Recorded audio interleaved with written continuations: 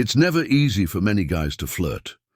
Sure, some people find it easier than others, but you can always see the awkwardness from a mile away.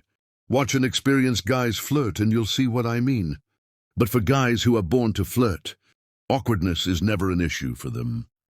According to research, the lack of social skills is something that progressively gets worse as you grow older instead of getting better. So the sooner you start focusing on your social skills, the sooner you'll be able to flirt with girls without even trying. By having better social skills, talking to girls will become natural and feel like something that doesn't require any effort. Flirting with girls is a great skill to have and can really pay off, especially if you do it efficiently. The key here, though, is understanding exactly how women want you to communicate with them. So many guys get this wrong and wonder why. They're never getting results. The key to flirting, even if you're not good at other aspects, is your intent, the secret ingredient which can make up for all your inadequacies. A lot of girls know how to flirt, and they do it well. Girls are social creatures by nature, so it comes natural for most females to flirt. Girls are taught subconsciously to use their looks as a means of getting what they want. And it works because it taps into the one where men are most vulnerable. And you already know what it is. Imagine this. You're hanging out with your friends in a foreign country. The two friends you're with have some experience with girls, but it's not much. You don't either. You're in the middle of a conversation when you notice a cute girl eyeing you from across the room. It quickly becomes clear to you that she wants nothing more than to meet someone new. So needless to say, you go talk to her. As you approach, the situation could go a few different ways, starting by having a conversation with her. Could be as simple as asking her what her name is. So you do that, and she replies, telling you her name. You then ask questions about where she comes from and things like that. And she replies, but things get weird after about a minute. The girl starts to think, why is this guy even talking to me? Perhaps you can figure out what went wrong. Or maybe not if you can't. The answer is intent. It's clear that the girl was interested in you before this whole thing played out, when she was playing peekaboo with you from across the hall. The issue wasn't what you were saying. Rather, the problem is how you were communicating with her.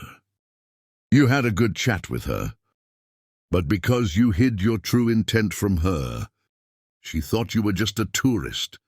Here's why guys are always friend-zoned when approaching girls. And it's a rookie mistake that happens all the time. When you're talking to a girl you're attracted to, don't treat her as just a gaming buddy. Talk to her in a way that shows your intent and your attraction. Men who know how to flirt know that interactions, especially with women, are all about energy. The specific language and words you use don't matter as much. Rather, it's how you communicate to her your intent.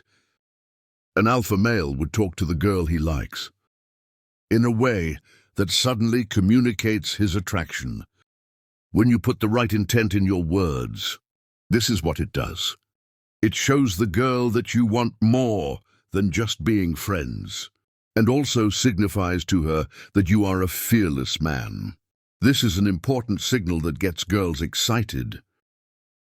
It's important to remember that we're all extremely driven by our primal instincts.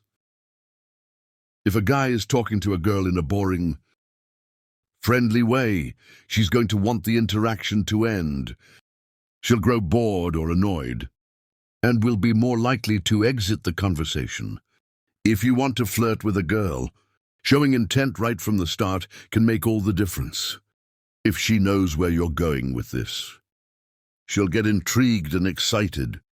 If she doesn't know where you're going, however, chances are she'll get bored or annoyed at your attempt to chat her up.